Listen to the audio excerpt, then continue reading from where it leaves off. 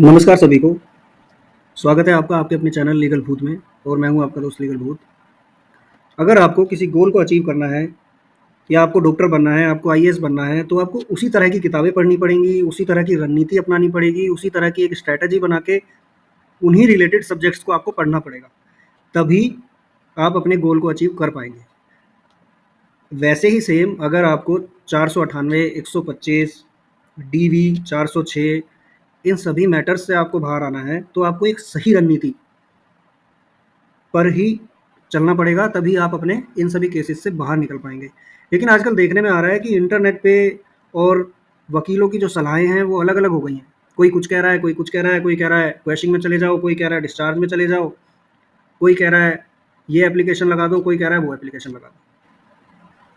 तो अब यहाँ पर आपको एक सही रणनीति अपनानी पड़ेगी। देखिए, सबसे पहले तो कोई भी आपको ऐसे सजेस्ट नहीं कर सकता है कि आप डिस्चार्ज में चले जाओ, आप क्वैशिंग में चले जाओ, आप इसमें ये वाली एप्लीकेशन लगा दो। ये पूरा जो केस है आपका, वो फैक्ट्स पे डिपेंड करता है। किस तरह के फैक्ट्स हैं, किस तरह के आपके पास प्राइमरी एविडेंस हैं, किस तरह के सेकेंडरी एविडेंस है, तभी आपकी एक स्ट्रैटेजी बनाई जा सकती है। अब यहाँ पर क्या हो रहा है कि सबसे पहले जब किसी लड़के को इस तरह के झूठे केसेस में फंसाया जाता है, तो सबसे पहले उसके ऊपर एक एफआईआर करवाई जाती है, या फिर 156(3) डाल दिया जाता है, या फिर 498 कंप्लेंट केस में बुक कर दिया जाता है। अब वहीं पर साथ के साथ लड़के पर फाइनेंशियली दबाव बनाने के लिए 125 और डीवी भी फाइल किए जाते हैं। अब कोई लड़का है जिसकी 50,000 रुपये तनख्वाह है, वो काम कर रहा है जयपुर में, मुंबई में, इस तरह के शहरों में अगर वो है और वहाँ पे 50,000 रुपये कमा रहा है। यहाँ पर अब क्या हो रहा है कि सभी जनरली फैमिली कोर्ट्स में ये देखा गया है कि रजनीश नेहा को फॉलो करते हुए लड़के की सैलरी का 25%, 20% बांध देते हैं। अब जो 50,000 रुपये कमा रहा है, उसकी सैलरी का अगर 20% भी बांध दिया, तो 10,000 आपने ले लिया। अब उसको 2,000 किलोमीटर अगर उसके दूर केस चल रहे हैं, उसे हर डेट पे भी जाना है, अपने माता-पिता को भी देखना है, शहर में सर्वाइव भी करना है, किचन के खर्चे, बाकी खर्चे और अपने सभी डिपेंडेंट्स को उसे मैनेज करना है। अब यहाँ पर उसे केस भी लड़ने हैं, और जो पैसा वो अपनी पत्नी को देगा, उसी पैसे से उसी के खिलाफ स्ट्रैटेजी बनाई जाएगी और उसी के खिलाफ और भी झूठे केस लगाए जाएंगे। तो इस तरह का जो प्रेशर है, उसको मैनेज करने के लिए अब यहाँ पर कई बार लड़का इधर-उधर सलाहें लेता है, और कोई उसे सलाह देता है क्वैशिंग में चले जाओ, कोई कहता है कि 340 लगा दो। तो यहाँ पर आज हम एक कॉमन जनरल स्ट्रैटेजी के बारे में बात करेंगे, जो कि मेरे अनुसार आपको अपने केसेस में अप्लाई करना चाहिए, जिससे कि आपके पैसे भी खर्च कम होंगे और आप इन सभी केसेस से जल्दी से बाहर भी आ पाओगे। तो सबसे पहले हम बात कर लेते हैं 498A की। भाई 498A में अगर आपके पास प्राइमरी एविडेंस नहीं है, इस तरह के स्ट्रॉन्ग एविडेंस नहीं है जहाँ पर प्राइमा फेसिया आपके खिलाफ आरोप बनते ही नहीं है। फॉर एग्जाम्पल, मान के चलिए अगर कहा गया है बुधवार 10 नवंबर को आपने आपकी पत्नी के साथ मारपीट की, लेकिन उस दिन आप उस शहर में ही नहीं थे। आपके पास अगर इस तरह के एविडेंस हैं, तो आप क्वेश्चन के लिए जाइए, आप डिस्चार्ज के लिए जाइए। लेकिन अगर आपके केस में, आपकी एफआईआर में वेग एलिगेशंस लगाए गए हैं, जिनमें कोई डेट्स नहीं है, कोई पर्टिकुलर टाइम नहीं है, तो ऐसे केसेस में आप क्वेश्चन और डिस्चार्ज में जाकर अपना टाइम वेस्ट मत करिए। देखिए, 498A में लेस देन 1% चांसेस हैं क्वेश्चन के, क्योंकि इस तरह के वेग एलिगेशंस जो हैं वो ट्रायल में ही आप साबित कर सकते हैं। तो मेरा सजेशन आपको ये है कि आप 498A में अगर आपके पास स्ट्रॉन्ग एविडेंसेस नहीं है, तो आप डायरेक्ट केस में बेल कराइए, अपने चार्ज फ्रेम कराइए और उसके बाद से पार्टी को क्रॉस पे ले आइए।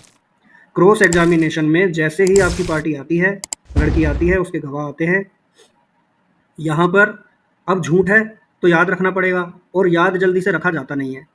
तो गवाह कुछ बोलेगा, लड़की कुछ बोलेगी, दोनों में ही कॉन्ट्राडिक्शन होंगे, और यहीं पर अब आप 340 प्रेस कर दीजिए, तो आधे तोते तो उनके यहीं पे उड़ जाने हैं। दूसरा, कॉन्ट्राडिक्शन हो जाएगी, 340 लग जाएगी, वहाँ पर आप जीत की तरफ अग्रसर हो जाएंगे। तो 498 के लिए तो ये कॉमन स्ट्रैटेजी आपको अपनानी चाहिए। अब वहीं पे हम बात कर लेते हैं 125 और डीवी की। इनमें सबसे बड़ी प्रॉब्लम जो है आज की डेट में जो लड़के को फेस करनी पड़ रही है, कि फैमिली कोर्ट या जो आपकी मजिस्ट्रेट कोर्ट है, जो डीवी 125 को सुन रही है, उनका सबसे पहला एजेंडा यही होता है कि लड़की को सबसे पहले एंट्री मेंटेनेंस दिला दिया जाए। आरोप कितने झूठे हैं, कितने सच्चे हैं, कौन सच्चा है, कौन झूठा है, ये बाद में तय होगा। और सबसे पहले रजनीश नेहा एफिडेविट सामने से भी जमा कराएंगे, इधर से भी जमा कराएंगे, और बस लड़की की तरफ देखेंगे और लड़के की लाइबिलिटीज़ को कई बार दरकिनार करते हुए सीधा 20% 25% एंट्री मेंटेनेंस लगा दिया जाता है। अब लड़का उसको देते रहता है और लड़कियां केसेस में आना बंद कर देती हैं, और लड़का यहाँ पर उस ऑर्डर को कभी हाई कोर्ट में चैलेंज करता है, कभी सेशन कोर्ट में चैलेंज करता है। तो यहाँ पर आपकी एक कॉमन स्ट्रैटेजी ये होनी चाहिए कि किसी भी तरह के एविडेंस ना ढूंढ के आप इस चीज़ पर फोकस करिए कि ये कमाती है या कमाती थी, उसके कमाने के ही आप यहाँ पर एविडेंसेस ढूंढिए। वही आपको यहाँ पर एंट्री मेंटेनेंस से सुरक्षित कर सकते हैं या आपके मेंटेनेंस को कुछ कम कर सकते हैं। तो अपना पूरा फोकस इस तरफ लगाइए।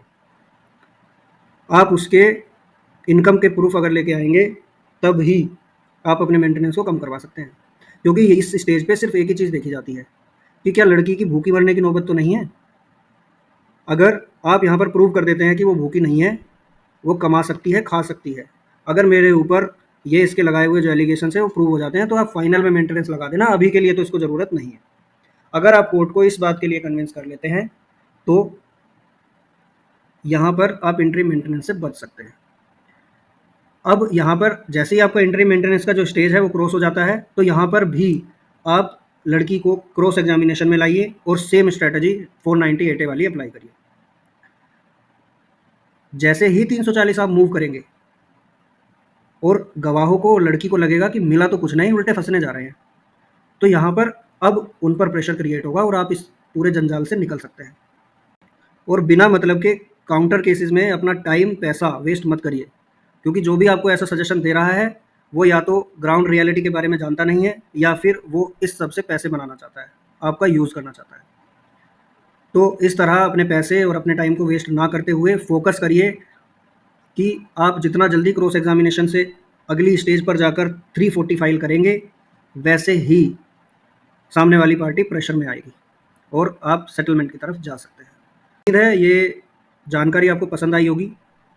वीडियो को देखने के लिए बहुत बहुत धन्यवाद। अगर आपने अभी तक चैनल को सब्सक्राइब नहीं किया है तो प्लीज़ चैनल को सब्सक्राइब करिए और इस वीडियो को ज़्यादा से ज़्यादा शेयर करिए।